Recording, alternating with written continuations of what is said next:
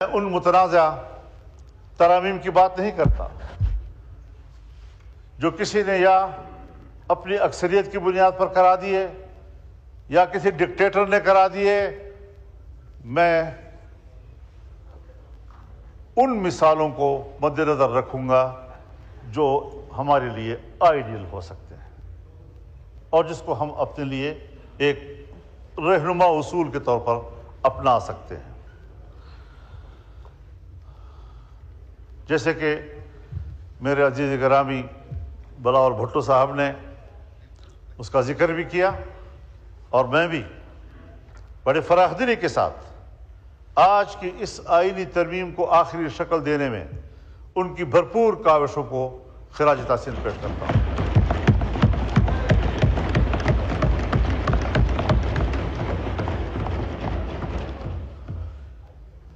میں جہاں اپنے برخوردار جناب بلاول بھٹو صاحب کی کوششوں کو خراج تحسین پیش کرتا ہوں، میں جناب میاں نواز شریف صاحب، جناب شہباز شریف صاحب، جناب نذیر تارڑ صاحب، جناب اسحاق ڈار صاحب اور یقیناً ان کاوشوں میں میرے ساتھ پاکستان تحریک انصاف بھی شامل رہی ہے۔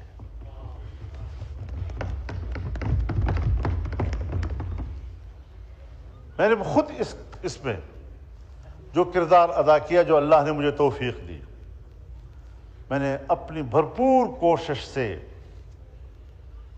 ایک متفقہ آئینی ترمیم بنانے میں محنت کی اور کوشش کی اور اللہ کے فضل و کرم سے اللہ نے مجھے اس میں کامیاب کیا ہے۔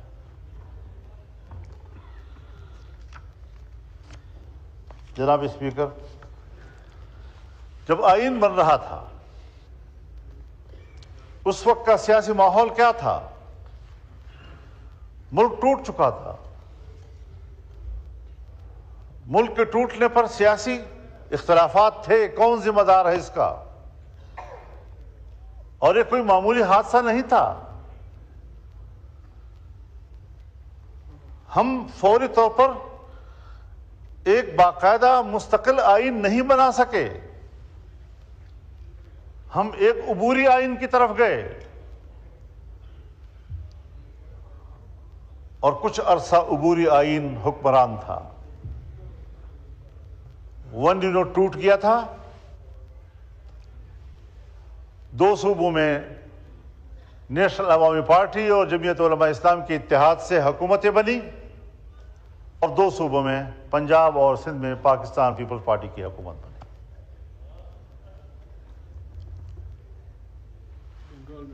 ایسے وقت میں جبکہ بلوچستان اسمبلی کو توڑ دیا گیا اور جس پر احتجاج کرتے ہوئے میرے والد صاحب جو اس وقت صوبہ سرحد کے ونی نوٹ کے بعد پہلے وزیر اعلیٰ تھے، انہوں نے احتجاجاً استعفیٰ دے دیا اور 9 مہینے سے زیادہ ان حکومتوں کی عمر نہیں رہی۔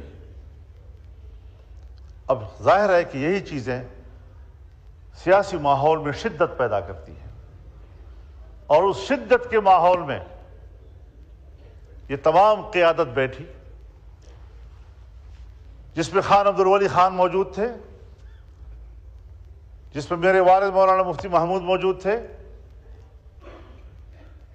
جس میں پروفیسر غفور احمد موجود تھے، جس میں مولانا شاہ احمد نورانی موجود تھے، جس میں چودھری ظہور الہی موجود تھے، جس میں محمود علی قصوری موجود تھے، جس میں غوث بدنجو موجود تھے۔ ان تمام اکابرین نے جناب ذوالفقار علی بھٹو اور ان کی جماعت کے ساتھ بیٹھ کر سن 73 کے آئین پر دستخط کیے، ایک متفقہ آئین اس قوم کو عطا کیا۔ بکھرے ہوئے سیاسی ماحول میں انہوں نے جس ذمہ داری اور بالغ نظری کا مظاہرہ کیا وہ ہمارے لیے آج ایک مثال ہے، مشعل راہ ہے اور ہمارا فرض ہے کہ ہم ان کو ایک اچھے مثال کے طور پر پیش کر کے اس کی پیروی کریں۔ جناب اسپیکر، یہ بڑے لوگ تھے، اب وہ نہیں ہیں۔ اب ہم جیسے ناکارہ لوگ بھی بڑے کہلاتے ہیں۔ مجھ سے عمر میں بھی بڑے ہیں، مجھ سے تجربے بھی بڑے ہیں، خواجہ صاحب پھر بھی مجھے وہ بزرگ کہتے ہیں ابھی میں جوان ہوں، بزرگ نہیں ہوں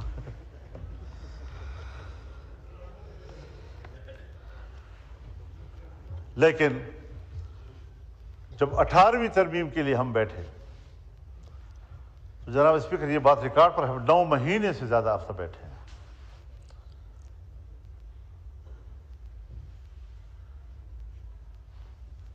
میاں رضا ربانی صاحب اس کی چیئر کر رہے تھے، ہمارے اسحاق ڈار صاحب اس میں موجود تھے، فاروق ستار صاحب اس میں موجود تھے، ان کے ساتھ ان کی ٹیمیں موجود تھیں، اور ہم نے 9 مہینے گزار کر ماضی کے تمام خرابیوں کو آئین سے نکالنے کے لیے کام کیا۔ ہم متفقہ نتیجے پر پہنچے، اور اس میں بھی کوئی شک نہیں ہے کہ عدلیہ کے حوالے سے اس وقت ججز کے تعین کے لیے پارلیمنٹ کو ایک کردار دیا گیا، لیکن بہت جلدی ہی 19ویں ترمیم کے ذریعے سے وہ واپس لے لیا گیا۔ میں آج پھر یہ کہنا چاہتا ہوں کہ ہمیں اپنا محاسبہ کرنا چاہیے، اس پارلیمنٹ کو اپنا محاسبہ کرنا چاہیے، اس ایوان کو اپنا محاسبہ کرنا چاہیے، اور زعماء قوم جو اس کے پہلے میرے ساتھ اجلاسوں میں اکٹھے بیٹھتے رہے ہیں، اور جنرل ضیاء الحق کے زمانے سے لے کر آج تک ہم مسلسل جدوجہد میں ایک دوسرے کے ساتھ رہے ہیں، میں ان کے سامنے یہ سوال رکھتا تھا کہ جنرل ضیاء الحق کے زمانے سے ہم جمہوریت کی بات کرتے ہیں، جمہوریت کی جنگ لڑتے ہیں، جمہوریت کو طاقتور بناتے ہیں، لیکن عملاً آمرانہ قوتیں مضبوط ہوئی ہیں اور جمہوریت کمزور ہوئی ہے۔ کیا کبھی ہم اس پر سوچیں گے؟ کیا بطور ایک سیاسی کارکن کہ ہم نے ایک دن اس پر غور کرنا ہے؟ جناب اسپیکر، میں متنازع باتیں آج نہیں چھیڑنا چاہتا۔ اس آئین کے ترمیم کے حوالے سے پہلے مسودہ اور آج جس جگہ پر وہ پہنچ رہا ہے، اس میں فرق خود واضح ہے، اور اس پر ہر شخص خود تبصرہ کر سکتا ہے۔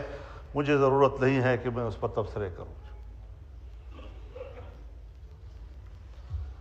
ابتدائی مسودہ 56 کلازز پر مشتمل تھا،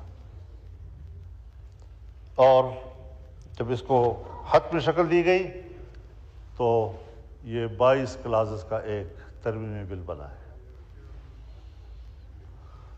یہ کانٹ شانٹ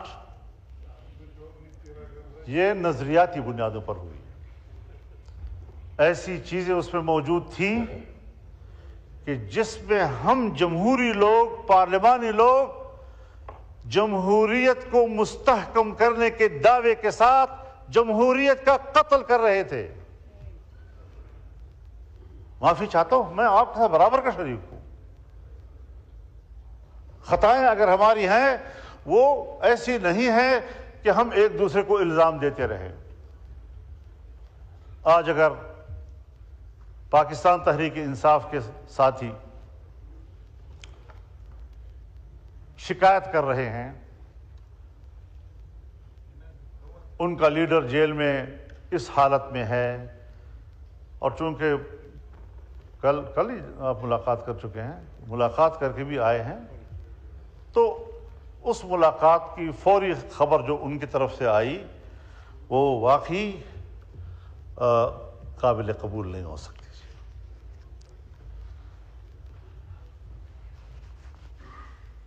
جلسے اجتماعات وہ ایک جمہوری حقوق ہیں، اگر جمہوری حقوق میں کے دائرے میں کوئی فیصلہ کرتا ہے، جلسہ کرتا ہے، اس کو جلسے کا حق ہے۔ لیکن میں ایک بات واضح کر دینا چاہتا ہوں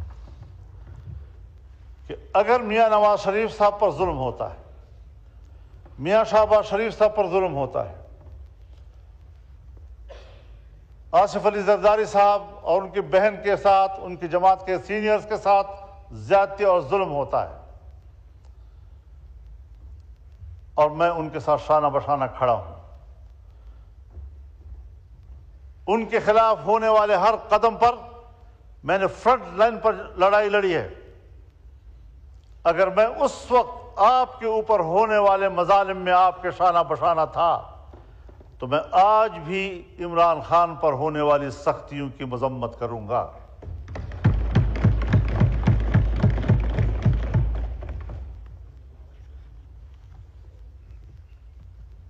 اس میں کوئی شک نہیں ہے کہ ایسے حالات پیدا کیے گئے کہ اپوزیشن تقسیم ہو جائے، لیکن میں نے نہ حکومت اور اپوزیشن کو تقسیم ہونے دیا ہے اور نہ اپوزیشن کو آپس میں تقسیم ہونے دیا ہے اور نہ پیپلز پارٹی اور مسلم لیگ کو آپس میں تقسیم ہونے دیا ہے۔ میں نے پیپلز پارٹی سے بھی بلکہ حکومت سے بھی درخواست کی تھی کہ آپ یہ مسودہ شنگھائی کوآپریشن کانفرنس کے بعد کریں۔ میں نے پی ٹی آئی سے بھی درخواست کی تھی کہ ان دنوں میں آپ کسی قسم کا کوئی مظاہرہ نہ کریں۔ کیوں؟ باہر سے مہمان آ رہے ہیں۔ مہمان ویسے بھی قابل قدر ہوتا ہے۔ گھر میں بھی اگر بھائیوں کے اندر اور عزیزوں کے اندر میں تھوڑی سی کوئی خلش ہوتی بھی ہے تو بھی جب مہمان آتا ہے تو وہ مل کر اس کی خدمت کرتے ہیں، اس کی عزت کرتے ہیں۔ تو پھر گھر کے داخلی اختلافات اور ناراضگیاں بھول جاتے ہیں۔ یہ ہمارے معاشرے کا اساس ہے اور میں نے اسی بنیاد پر یہ بات کہی تھی۔ میں شکر گزار ہوں جناب شہباز شریف صاحب کہ آپ نے اس مسودے کو ان دنوں میں اس پر کام کرنا چھوڑ دیا اور اس کو مؤخر کر دیا تھا۔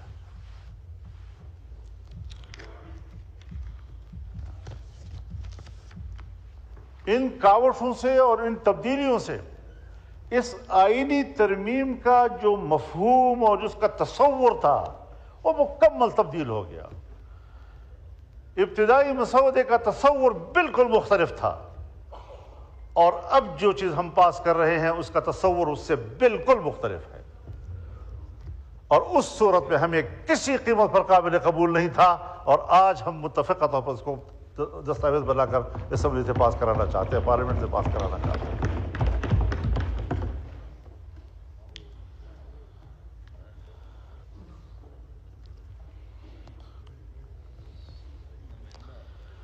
ہم آج بھی ایک بات کہنا چاہتے ہیں